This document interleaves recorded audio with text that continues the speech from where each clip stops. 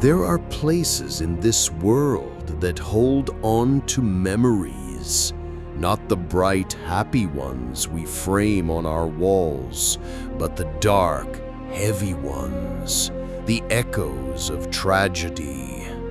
Old houses creak with the weight of secrets.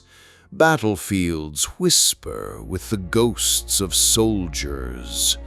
But some of the loneliest, most forgotten hauntings occur in places of transit, places meant only to be passed through. They are the veins of our nations, carved through forests and fields, the endless miles of railroad tracks, and where they intersect with our own hurried lives at the humble railroad crossing, tragedy sometimes waits.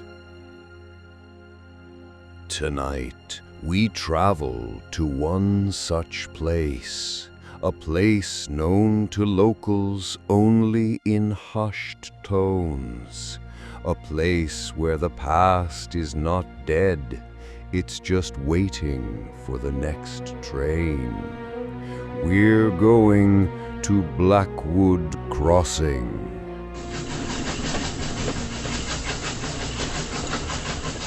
The legend is as old as the rust on the rails themselves. They say that on moonless nights, when the fog rolls in thick from the nearby marsh, a lone light can be seen bobbing in the darkness. It's not the headlight of a locomotive, nor the flashlight of a lost traveler. It is a phantom lantern held by an unseen hand. It belongs to the spirit they call the Watchman.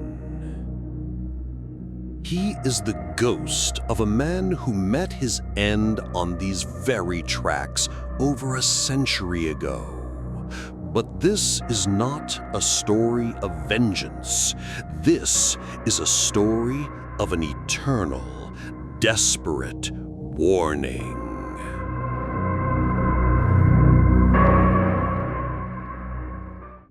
To understand the ghost, we must first understand the man. His name was Silas Kane. In the late 1890s, Silas was a brakeman for the Great Northern Railway. It was a dangerous job, a life lived on the edge, coupling and uncoupling heavy cars, running along the tops of moving trains, and trusting his life to iron and steam. Silas was known for his diligence. He was a man who understood the immense power of the machines he worked with, and he respected the danger. He had a wife, Elara, and a young daughter, May, waiting for him in the small town of Blackwood, just a mile from the crossing that would one day bear the town's name. For him, safety wasn't just a rule, it was the promise of coming home. The night it happened was the stuff of nightmares. A vicious autumn storm had descended upon the region. Rain fell in blinding sheets, and the wind howled like a hungry wolf. A heavy freight train, loaded with timber and steel, was behind schedule. In the rush, and with the storm raging, a critical error was made. A brake line on one of the lead cars was faulty, compromised by the relentless cold and rain. As the train began its long, steep descent towards Blackwood Crossing, the engineer realized something was terribly wrong. The train wasn't slowing down, it was gaining speed, becoming a runaway monster of metal and momentum. Silas Kane was in the caboose. Hearing the frantic, repeated blasts of the train's whistle, the universal signal for distress, he knew. Without a moment's hesitation, he grabbed his heavy oil lantern and leapt from the relative safety of the train into the raging storm. His plan was desperate, a long shot. He was going to run ahead to the crossing. On the road that intersected the tracks, he knew a horse-drawn mail carriage was due to pass. In this storm, the driver wouldn't hear the train until it was too late. He ran.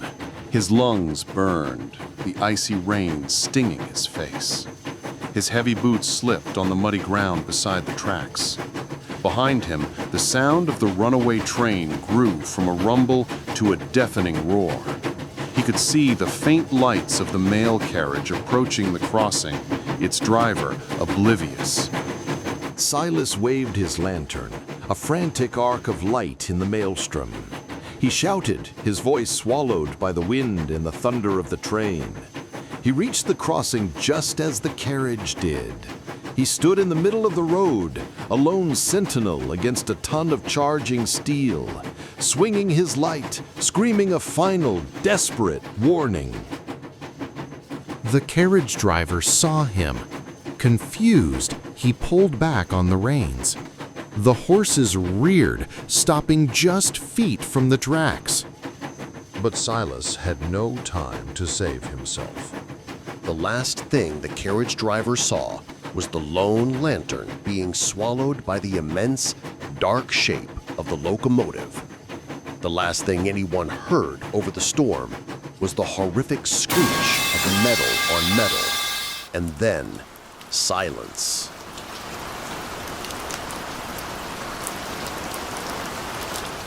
Silas Kane saved 3 people that night, but in doing so, he was lost to the tracks forever. They found his shattered lantern the next day. His body was never fully recovered. He was simply gone, absorbed by the tragedy.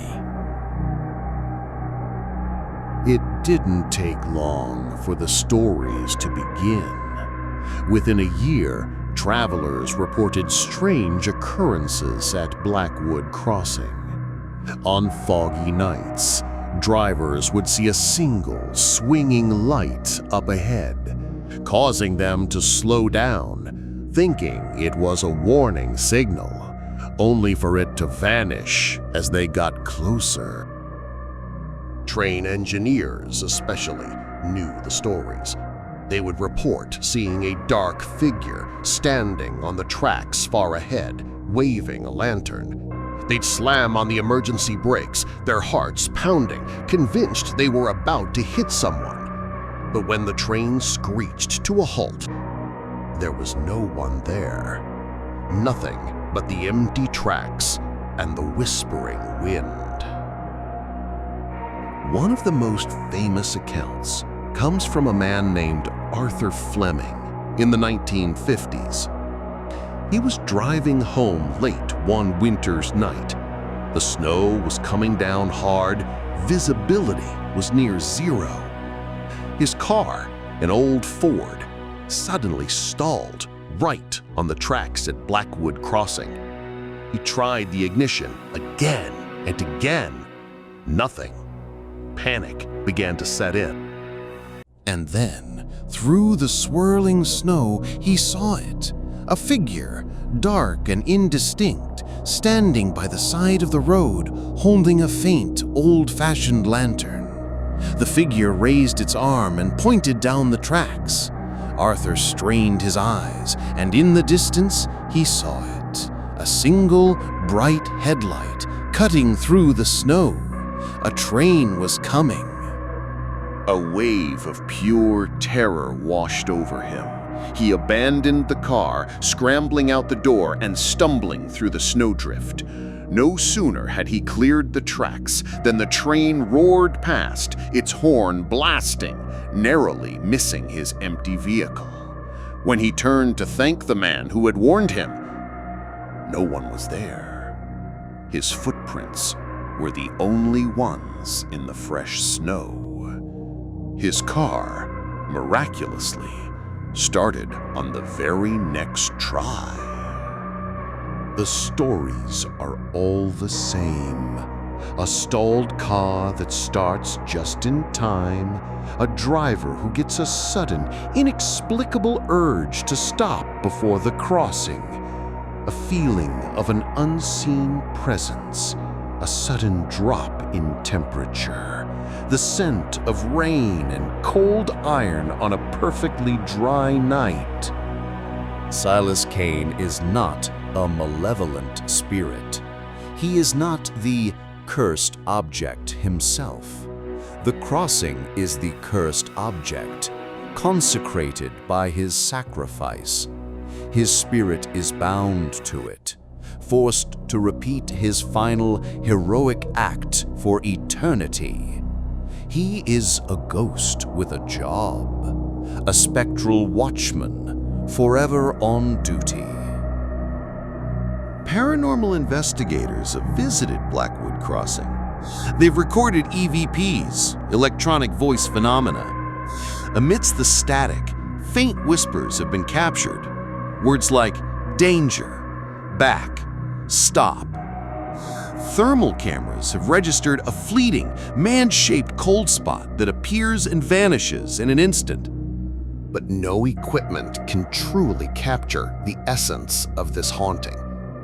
It is a feeling, a deep, profound sadness that hangs in the air, the sense of a duty that is never-ending. Some say the true cursed object is Silas's pocket watch, which he was carrying that night. They say it was thrown clear in the impact and lies buried somewhere in the gravel and dirt beside the tracks, its hands frozen at the exact moment of his death. They believe it is the anchor that tethers his soul to this lonely stretch of land, a timeless reminder of a time that ran out.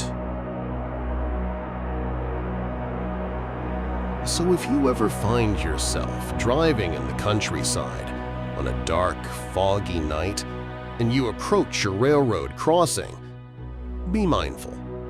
If your radio suddenly crackles with static, if you feel a sudden, unexplainable chill, if you see a faint, lonely light swinging in the darkness where no light should be, Do not be afraid, be grateful. you may have just encountered the guardian of the tracks, the ghost of Silas Kane, a man who died saving others and in death continues to do the same. He is the watchman of Blackwood Crossing, forever walking his beat, forever swinging his phantom lantern, caught in an endless loop of warning those who approach the place where his life came to a violent, heroic end. His tragedy has become his purpose. His curse is our blessing.